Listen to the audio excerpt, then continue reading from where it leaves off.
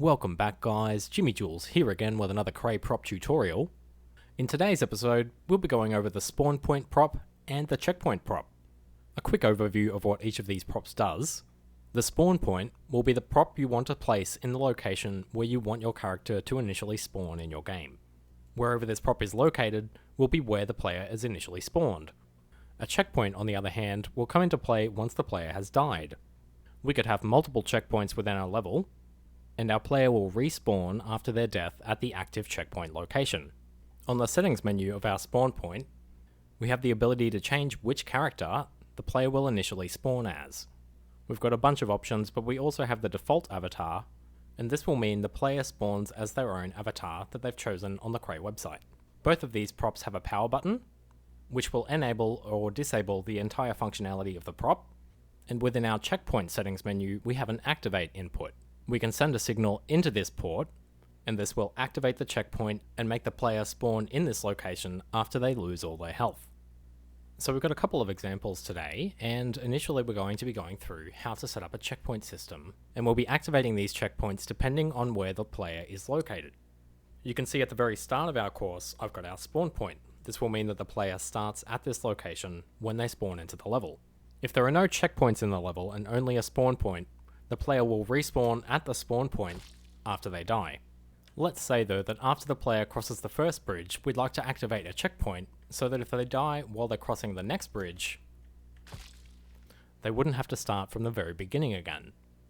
So I've got my checkpoint here, and I'm going to move this into the location where I want my player to respawn after they die if they reach this area. We're also going to add 2 more checkpoints at the next 2 levels as well.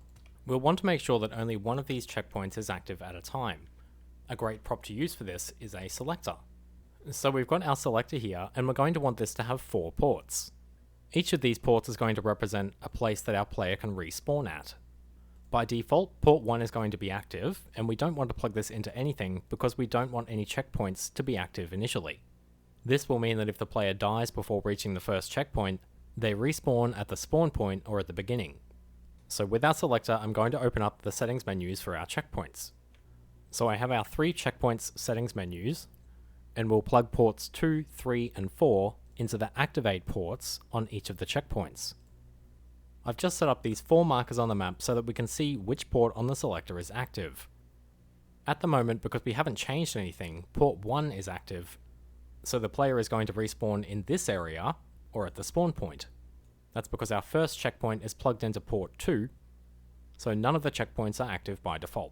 Now we'll need another prop to change the ports on the selector. Because this is going to be location based, we'll use a sensor. I've just set up the sensor area so that it's covering the entire platform. When the player is in this area, we want to activate this checkpoint. Because this checkpoint here is plugged into port 2 of our selector, we'll need to activate port 2 when the player is on this level.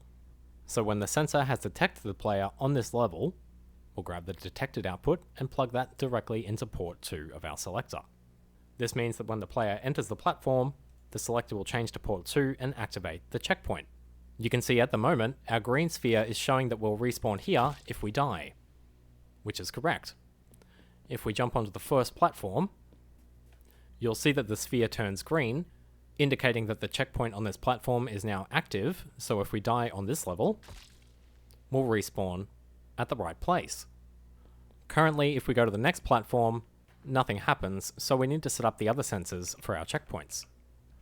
I'm just going to copy this sensor over to the other 2 platforms, and then I'm going to plug this sensor into port 3 of our selector so that it activates our 3rd spawn location, and we'll plug the last sensor into port 4 of the selector, which will activate our last checkpoint.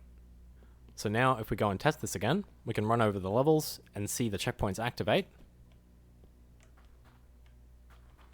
You can see if we die here now, we'll respawn on the stone level, and we'll go over to here, and we'll respawn on the rock. We can also go back and it will reactivate the checkpoints as well. This is a very effective way to have checkpoints set up in your level. However, this is slightly manual. Let's say you wanted the player to be able to choose where their checkpoint was. If I click at the moment, you'll see a light appears beneath my feet, and this is actually a checkpoint. So if I die now, you'll see I respawn in the light. I can drop these wherever I like and as frequently as I like, and this gives the player the ability to choose where they will respawn. These are the props that we're going to be using for this setup. Initially, we'll make our checkpoint. We're using a selector and a checkpoint here, and the selector is just going to activate the checkpoint by default. The selector will start on port 1, so we'll plug this port 1 directly into the activate on the checkpoint settings menu. This means that the checkpoint that gets spawned will always be active. We're also using a light here.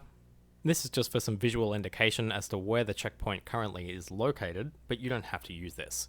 We're going to be boxing these things up, so we'll grab our box, highlight all of our objects, right click, select boxing, and add to box, and then we'll select our box. Now when we double click and close the box, all the props are neatly located inside it. That's all we need for our checkpoint. Now we need a way to spawn this. We'll be making another box here.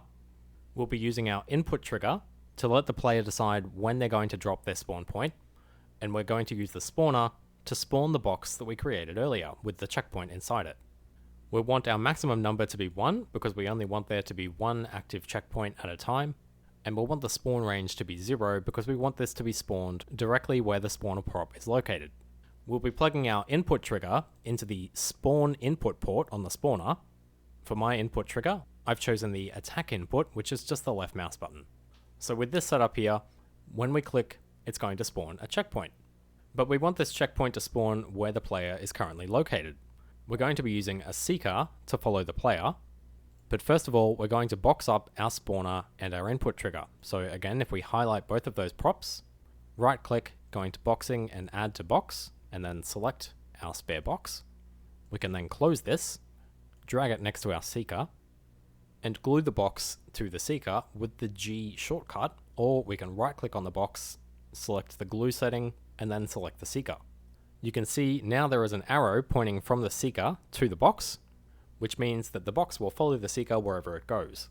We're going to change the speed to maximum and the acceleration time to minimum, and this will mean that it follows our player exactly. So now with our two setups, just to go over what they'll be doing, this box over here is going to be following our player, and when we click the left mouse button, it's going to spawn our other box.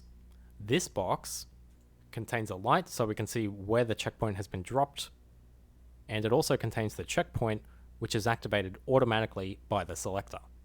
So if we jump into play mode now, if I get into the middle of this bridge and then click the left mouse button, you can see the light appears beneath me, indicating the checkpoint's there. So if I jump off the bridge now, you'll see that I spawn back where the light was. I can keep dropping these checkpoints wherever I like, and I'll respawn where I dropped the last one. Lastly, we'll look at how to make a checkpoint system that's modular that you could use for a larger game. This game might have lots of checkpoints where either you don't have enough ports on your selector, or if you just like a modular checkpoint setup that you don't have to wire in for every checkpoint that you place. Let's see how we might go about making this. Firstly, we've got our sensor, which is going to activate our checkpoint, and we've also got the checkpoint itself. We're going to need a way to switch this checkpoint between being active and not active. For this, we're going to use a selector. Our selector is only going to need 2 ports, one for the checkpoint being active and the other for it being not active, and our sensor is going to switch between these. We're going to plug our detected output into port 2 of the selector, and we're going to plug the output of port 2 into the activate input on the checkpoint. So when the selector is on port 2, it's going to activate our checkpoint. We're also going to need a way to disable this checkpoint after it's been activated. We're going to be using a variable for this so that we can wirelessly transmit the signal, and I've just got a variable here named reset checkpoints. When our checkpoint first activates, we also want it to tell all the other checkpoints in the level to deactivate. We'll use a variable modifier here, and we're going to set our reset checkpoints variable value to 1. Now that we've told our variable to reset, how are we actually going to reset it? We're going to plug our variable modifier to reset the checkpoints directly into the sensor detected output. This means that as soon as the player is detected, it's going to tell the rest of the checkpoints in the scene to deactivate. To reset our checkpoints, we want to set our selector back to port 1. This will mean the signal stops getting sent out of port 2 and deactivates the checkpoint. So we'll copy our variable modifier here. We'll change this to get the value, and we're going to plug this variable modifier into port 1 of our selector. This means that when reset checkpoints is activated, it's going to set our selector back to port 1 and deactivate our checkpoint. So this is the setup for our modular checkpoint system. We've got our reset checkpoint variable over here, and we only want this to be active for a pulse, so we'll use another variable modifier to reset this back to 0 after it's been activated. So when our reset checkpoints variable is 1, we're going to activate a modifier to reset this back to 0. Lastly, we're going to box this setup, so we'll highlight all of the props, right click, select boxing, add to box, and then select our box and we can close that up. And this is going to be our checkpoint system. I've just added another one of our indicators in so that we can see when each of the checkpoints is active. Our selector is going to be told to both activate and deactivate the checkpoint at the same time, but the selector will choose the second port here because it prioritizes the lower ports. So because we're sending a signal into port 1 and 2 at the same time, it's going to prioritize the higher number and activate port 2. So this is the only things that we have in our setup here. So if we close this box up, copy it with Control-C, and then put a couple more of them down, and then jump into play mode, you can see that initially none of the checkpoints are active. However, if we go over to the sensor for one of them, it will activate one of the checkpoints. Now when we activate the second checkpoint, it's going to deactivate the first and activate the second one. So each time we hit a new checkpoint, it's going to tell all the checkpoints in the level to deactivate, and then only the one that our player is near will be active. So if we go back to our obstacle course, if we copy our checkpoint setup and put these in the same locations as our old checkpoints, you can see that they work in the exact same way. So we've got the same setup as before, where we have checkpoints on each level, and you can see that only one of them is active at a time. Exactly the same, but a more modular setup that might be better for large-scale games. Anyway guys, that's all for this video. I hope this has helped explain how the checkpoint and the spawn point system works in CREY. As always, if you've got any questions at all, definitely leave a comment. This has been Jimmy Jules, and I'll see you in the next one.